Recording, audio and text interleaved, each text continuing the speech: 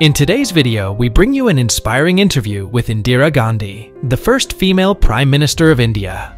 Conducted in 1983, just 1 year before her assassination, this conversation covers pressing global issues, including disarmament, economic cooperation, and the resilience of nations.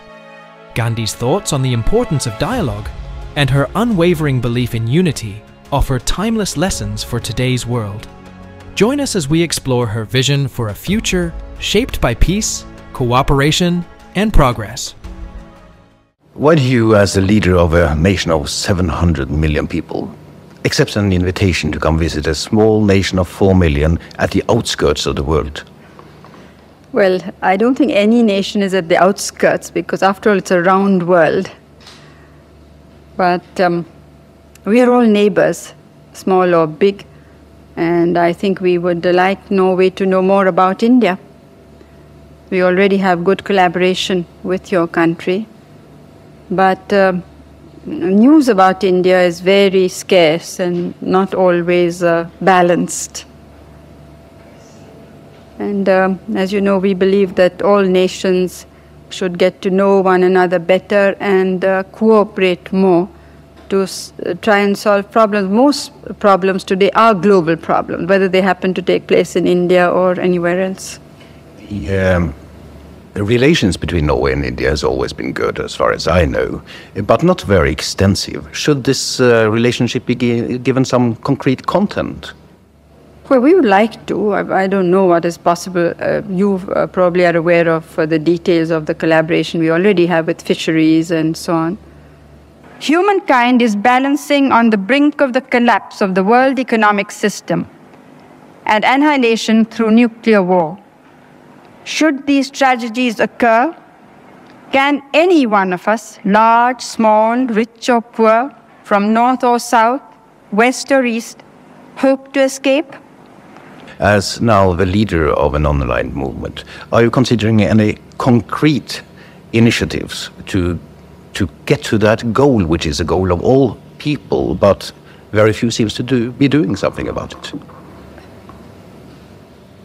It's a goal which I think we must pursue. We must continue to pursue even if we don't seem to succeed. At the non-alignment conference, this was one of our major objectives, and it was one thing about which there was no argument. Everybody felt that we should first have a nuclear disarmament. That is, the nuclear powers should decide never to use nuclear weapons, to stop stockpiling. And are any concrete initiatives being considered? Well, except that we appeal to them. I don't think we can do very much more at this stage, but I think if public opinion grows, that does have some effect. All this talk about disarmament, including in the non-aligned movement, does not prohibit the fact that you are in a certain arms race with Pakistan. Well, if we could avoid war, we certainly are very much for peace, and we have never invaded or threatened another country. But unfortunately, we ourselves have faced aggression 5 or 6 times. And with that experience, we have to be ready to defend our frontiers and our people. But, we spend very little compared to the size of our country or population or the length of our land and sea borders. So we spend very little on defense. And when Pakistan suddenly jumps a decade ahead of us, we have to try to make up at least a portion of that. They jump a decade ahead. Are you referring to nuclear arms? Well, no, ordinary arms, the conventional arms. Although there's much talk of their going in for the nuclear, which they have so far denied. We of the developing world have no margin of safety. We shall be the first and the worst sufferers in any economic breakdown. In this interdependent world, where you cannot stir a flower without troubling a star, even the most affluent are not immune to such disturbances. Only with coexistence can there be any existence. At the non-aligned summit, one of the important aspects was the North-South dialogue, where the conference more or less said it's dead or a non-starter. What can you do in order to get it started? Well, several initiatives have been taken, Cancun and so on. It's true, nothing much has come out of it. But I think that more and more countries in Europe are realizing that it must come about in some form or another. That is why we have said that while, we are for what are called global negotiations, but we could have it in two phases and start off with certain things which are of more immediate concern. And that is why we have suggested a conference on money and finance, for instance. What do you think are the prospects for that? It doesn't seem to have been very much of positive reaction from the Western countries. Well, it hasn't been opposed, as far as I know. By the way, if I may go back on the nuclear question, I'd like to make it very clear that we ourselves have no nuclear bombs or anything, and we don't propose to make any. Now, I'd like to keep to this North-South thing a little bit, because what means do the Third World really have at its disposal to force the industrialist countries into doing something, into entering the dialogue? If we were more united, I think we could do a great deal. The industrialized countries need our markets, they need our raw materials. At the moment, their policy is rather two-faced. On the one hand, they say, well, we must have freer trade. They put up barriers. And now, if our people don't have purchasing power, then where will most of these countries sell the goods they want to make? But why should the industrialized countries enter a dialogue at the present moment? It seems they are only losing by entering this dialogue. No, I think they're losing if they don't enter into the dialogue, because, as I said, that economies are linked if you look into the future, not just the immediate. But even immediately, there's hardly a country which doesn't have an economic crisis. Now, how are they going to solve it? It's obvious that the present economic system or the institutions that were built up to solve problems have proved to be quite inadequate. So something new has to be thought of. You have proposed that as many as possible of the world leaders should participate in the UN General Assembly this September. What would the purpose be of such a gigantic summit? Well, perhaps it was a bit idealistic, but the real purpose was that if you really got together, generates an atmosphere, and when people are feeling depressed all over the world, it generates hope. And also, by talking about one another's problems and possible solutions, sometimes you can hit upon something which will be can be agreed to by most people. Have you had any indications at all of replies to this proposal? Well, very vague so far. We regard non-interference and non-intervention as basic laws of international behavior. Yet different types of interventions, open or covert, do take place in Asia, in Africa, in Latin America. They are all intolerable and unacceptable. Interference leads to intervention, and one intervention often attracts another. No single power or group of powers has the justification or moral authority to so interfere or intervene. But you cannot condemn one instance but condone another. At the non-aligned summit, you got a mandate to follow up the Iran-Iraq war. Have you considered anything concrete? Well, I don't know what you mean. You see, in this world, very few things are black and white. Most things are somewhere in the middle. We're in touch with both the governments. I can't say that anything very much has emerged. One non-aligned country that have seen an intervention is, of course, Afghanistan, and many people in the West find your position ambiguous. Would you like to explain this position? I think our position is quite clear. We are opposed to intervention, interference of any kind, and especially by troops. But we find that such intervention has been taking place in Africa, in Asia, in Latin America. It still is taking place. And very little is said about these. I mean, we know that governments have been removed and puppet governments have been put up and so on and so forth. So it seemed to us that just to pick on one country was not realistic. Also, that the manner in which it was done, I think, aggravated the situation instead of helping it.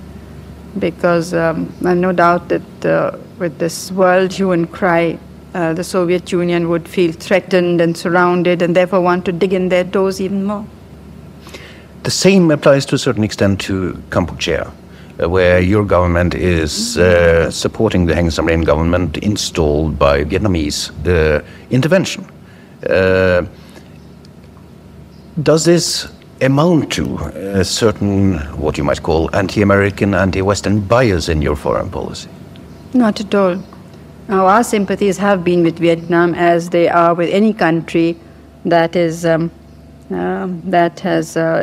ruled by foreigners. The Vietnamese fought very bravely against the French, and soon after that my father and I visited Vietnam.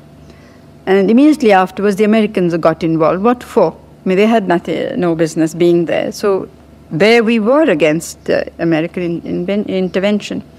Now, what did they and the ASEAN countries and countries like Australia, New Zealand say at that time? They said, we are fighting here to save India from China. So our reply was, well, we'll deal with that question when it comes to us. I mean, you needn't do this. Now, we are supporting the Heng Samrin government because we think it has the support of the people of the land. And also what we have learned of the Pol Pot regime is really too horrible for words. And journalists who've gone from the Western world as well as from India and other countries, and they were not at all communists or supporters of the Vietnamese necessarily. They've come back with the most ghastly pictures, you know. Well, we can't possibly support the Pol Pot regime. Initially, many of the Western countries supported Pol Pot. Then when we talked to them, they said, no, no, no, we don't support Pol Pot, but we also cannot support Heng Samrin. But now they're supporting the coalition, which has Pol Pot as one of its components. So we find this very difficult to understand.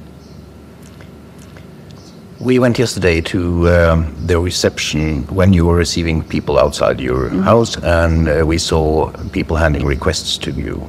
What is happening with these requests? Well, all of them are not requests.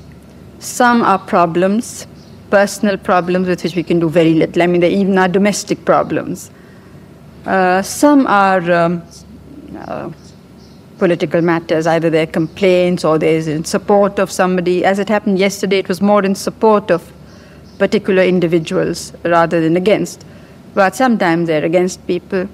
One very large group, I don't know whether you stayed to the end, some of their houses have been destroyed. Now that is a problem because as soon as you try and settle one lot of such squatters and you give them land and house, some kind of housing loans and so on, another lot comes and squats on land which is not theirs, and this cannot be there's no solution or end to it. So sometimes they just have to be discouraged. The Sikhs of Punjab have also been demanding greater autonomy. These various movements in different parts of the country, would you say these are centrifugal forces within the Indian society, threatening it even? Well, in a country of our size and diversity, these are all phases of development, and sometimes they get worse when the economic situation is worse. Now we've had very bad drought and so on. But in the Punjab, it's not the Sikhs, it's one political party, the Akalis. And now, when I was out of power, the Akalis were in the central government as well as in the state government for 3 years. Now, if they felt so strongly about these matters, they could easily have done it because the same people were there. But they didn't raise it at all. And now it's only when we have come in. And that is what I think it's a big indication that it is more a political movement than for demands. And they just don't want my party to win the elections. Great applause. You have placed a heavy responsibility on me. In a world of power blocks, I belong to the non-aligned. In a world dominated by the affluent, I belong to a poor and developing country. In a world dominated by men, I happen to be a woman. Now, in what ways do you feel this has influenced your position and your work?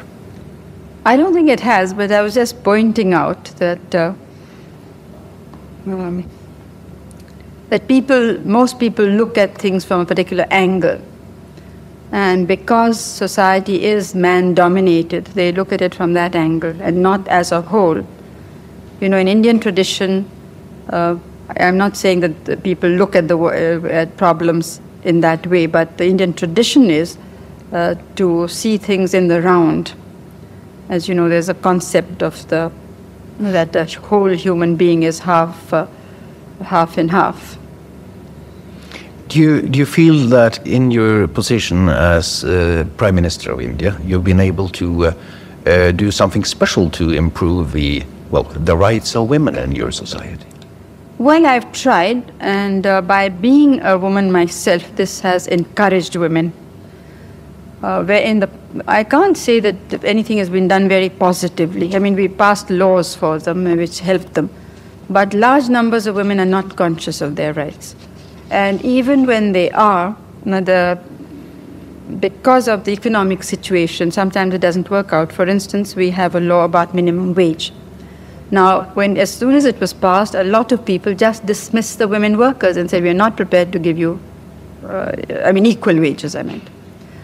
And the same with minimum wages they do, of course. Now, if the person is desperate for a job, she will say, well, all right, I'll take less, but you employ me.